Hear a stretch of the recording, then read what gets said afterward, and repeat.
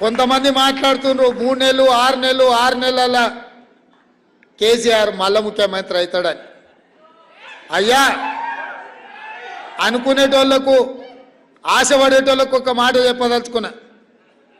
మొన్నటి ఎన్నికలల్లో ప్రజలు బొక్కలు ఇరగొట్టి బోర్ల పడేసిరు. మీ బొక్కలే చక్కగా కాలేదు, ఏ రకంగా మళ్ళీ ఈ రాష్ట్రానికి ముఖ్యమంత్రి అవుతామని పగటి కళలు అంటున్నారు. చేసి చూడండి ప్రయత్నం, తెలుస్తుంది మీకు ప్రజల యొక్క ఆగ్రహం. ఆనాడు నాదెండ్ల భాస్కరరావు గిట్లాంటి వేషాలు వేస్తే ఊర్లకు ఒక్కరిని కూడా రానియలే ప్రజలు. ఇవాళ అట్లాంటి ఆలోచన ఎవడన్నా చేసిండంటే గ్రామాలలో ఇక్కడ ప్రజలు గోరీలు కడతారు.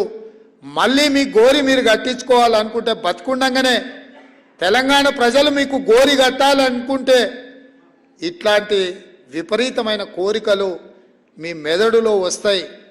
అది మీ ఒంటికి ఇంటికి మంచిది కాదు. ప్రజలు ఎన్నుకున్న ప్రభుత్వాన్ని ప్రజలకు మంచి పరిపాలన అందించడానికి ప్రతిపక్షంగా సలహాలు సూచనలు ఇవ్వండి. మా ప్రభుత్వం ఎప్పుడు ద్వారాలు తెరిసే ఉన్నాయి. చేతనైతే సలహాలు ఇవ్వండి, ప్రతిపక్ష పాత్ర పోషించండి తప్ప. అక్క కూడా ఇంతకుముందు అన్నది, ఏంది తమ్మి వాడు గని మాటలు మాట్లాడుతుంటే నువ్వేం అంటలేవని. నేను అక్కతో చెప్పిన, అక్క వాడిని అక్కసే వెళ్ళగక్కుతున్నాడు, మనకెందుకు, మనం కుర్చీలో కూర్చోవడమే వానికి వేసే శిక్ష. అందుకే అసెంబ్లీలో కూడా బయటకు పోనీయలేదు అక్క, ఆనే కూర్చోబెట్టిన. బిడ్డ నువ్వు చేసిన పాపాలని మేము చెప్తాం, వినడమే నీకు మేము వేసే శిక్ష అని చెప్పి అసెంబ్లీలో కూడా చెప్పినాం. అసెంబ్లీ సస్పెండ్ చేస్తామంటే వద్దని చెప్పిన. మా స్పీకర్ గారికి విజ్ఞప్తి చేసిన, స్పీకర్ సార్ ఎవరిని బయటకు తోలక వాళ్ళని అందరినీ కూర్చోబెట్టి తలుపులు మూయి వాళ్ళు చేసిన తప్పులని మా బట్టి గారు ఆర్థిక శాఖ నుంచి విద్యుత్ శాఖ నుంచి వైట్ పేపర్ పెట్టిండు. వాళ్ళు చేసిన పాపాలన్నీ మొత్తం లెక్కగట్టి చెప్తున్నాడు, వినాల్సిందే. ఆ పాపాలు చేసిన ఆ ఘోరాలు ప్రజలకు చెప్తున్నప్పుడు వాళ్ళు వినాల్సిందే అని చెప్పి నేను చెప్పడం జరిగింది. అందుకే మిత్రులారా, ఇది ప్రజాస్వామిక ప్రభుత్వం, ప్రజలు ఎన్నుకున్న ప్రభుత్వం కాబట్టే గద్దరన్న జయంతి వర్ధంతులను అధికారికంగా చెయ్యాలని ప్రభుత్వం నిర్ణయం తీసుకున్నది. దాన్ని శాసనం చేయడం జరిగింది.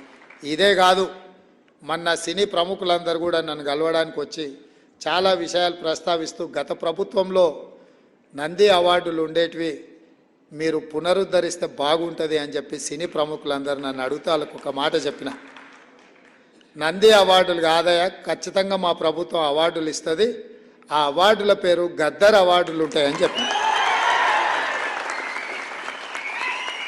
తెలంగాణ రాష్ట్రంలో కవులకు, కళాకారులకు, సినీ ప్రముఖులకు రాష్ట్ర ప్రభుత్వం తరఫున అధికారికంగా ఇచ్చే అవార్డులకు గద్దర్ అవార్డ్స్ అనే పేరు పెట్టి గద్దరన్నను గౌరవించుకుందామని చెప్పి ఈ వేదిక మీద నుంచి చెప్తున్నా. ఇదే శాసనం, ఇదే జీవో అని చెప్పి, నా మాటనే జీవో